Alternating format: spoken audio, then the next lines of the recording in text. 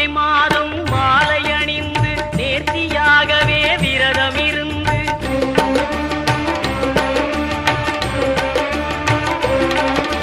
பார்த்த சாரதியின் மைந்தனே உன்னை பார்க்க வேண்டி